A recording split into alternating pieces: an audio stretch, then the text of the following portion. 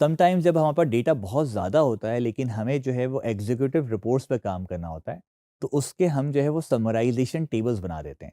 और समराइज़ेशन टेबल बनाने के लिए हमारे पास ग्रुपिंग एंड एग्रीगेटिंग का जो है एक ऑप्शन अवेलेबल है, जो कि हम यहाँ पर अप्लाई करके देखते हैं। तो हमारे पास ट्रांसफॉर्म के टैब में ग्रुप बाय का ऑप्शन दिया हुआ है। तो सपोज़ करें कि ये आपके पास एक पूरा डेटा अवेलेबल है, जो कि एक सेल्स का डेटा है। और सेल्स के डेटा में हम चाहते हैं कि जो भी डेटा हमारे पास अवेलेबल है वो प्रोडक्ट के हिसाब से जो है वो समराइज़ हो जाए। तो हम प्रोडक्ट की के बेस पर जो है उसको समराइज़ करना चाह रहे हैं कि हमारे पास प्रोडक्ट के लेवल पर कितनी-कितनी क्वांटिटी सेल हुई, तो उसको हमने यहाँ पर समराइज़ कर दिया। बजाय इसके कि हमारे पास मल्टीपल रिकॉर्ड्स आ रहे हों, हमने इसको सिंगल रिकॉर्ड में चेंज कर दिया। तो हमारे पास उसका एक बेसिक लेवल होता है जो कि आप सिंगल कैटेगरी के बेस पे कर सकते हैं। और इसी का हमारे पास एक एडवांस लेवल होता है जिसपे हम मल्टीपल कैटेगरी और मल्टीपल एग्रीगेशन भी कर सकते हैं। तो लेट्स अप्लाई दिस। तो हम दोबारा से जो है वो ट्रांसफॉर्म डेटा में जाते हैं, यानी पावर क्वेरी में चले जाते हैं।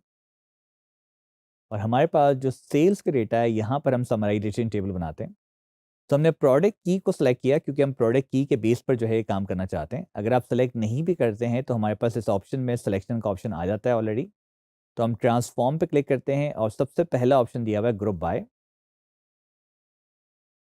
तो हमारे पास बेसिक एंड एडवांस के मोड्स दिए हुए हैं।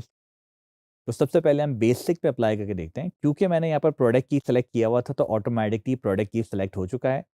जो नया कॉलम बनेगा जिसमें आपके पास समराइजेशन बन रही होगी, जो कि एक न्यूमेरिक ऑप्शन होगा, उसका नाम क्या होगा? तो उसका नाम दे देते हैं टोटल क्वांटिटी फॉर इंस्टेंस। और इसमें ऑपरेशन जो है वो सम अप्लाई हो रहा होगा कि जितने भी ऑर्डर्स हैं उसको सम करके दिखा देगा ये। कौन सा कॉलम सम हो रहा होगा? ऑर्डर क्वांटिटी का।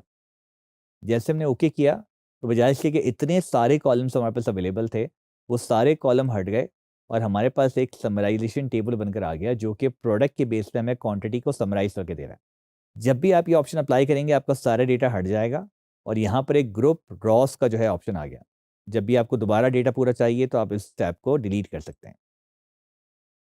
अब हम चाहते हैं कि 2 कैटेगरी के बेस पे हम करें, तो हम ट्रांसफॉर्म ग्रुप बाय पे क्लिक करते हैं और इस दफ़ा हम एडवांस पे क्लिक करें। तो यहाँ पर आपके पास ग्रुपिंग भी आपके पास ऐड कर सकते हैं और एग्रीगेशन का भी ऑप्शन आपके पास आ गया कि अगर आप एक से ज़्यादा एग्रीगेशन करना चाहते हैं, तो आप यहाँ कर सकते हैं। तो हम सबसे पहले चाहते हैं कि हम प्रोडक्ट की के बेस पे करें और एक और ग्रुप हम करना चाहते हैं जो कि हमारा होगा टेरिटरी के बेस पे। फॉर इंस्टेंस हमने यहाँ पर जो है उसका नाम रख दिया टोटल क्वांटिटी। अगेन ऑपरेशन जो अप्लाई हो रहा होगा वो सम का अप्लाई हो रहा होगा और ऑर्डर क्वांटिटी पे अप्लाई हो रहा होगा। जैसे हमने इसको ओके किया, इस दफ़ा हमारे पास 2 कॉलम के बेस पे ग्रुप बनकर आ गया। और इसको बेहतर तरीके से दिखाने के लिए हम जो है पहले प्रोडक्ट को सॉर्ट कर देते हैं असेंडिंग, एंड देन हम टेरिटरीज़ को भी जब सॉर्ट करेंगे, तो आप देखेंगे आपके पास डिफरेंट प्रोडक्ट हैं और ये कितनी-कितनी कौन-कौन सी टेरिटरी में कितना-कितना सेल हुआ, इसकी सबकी समरी बनकर आ गई है।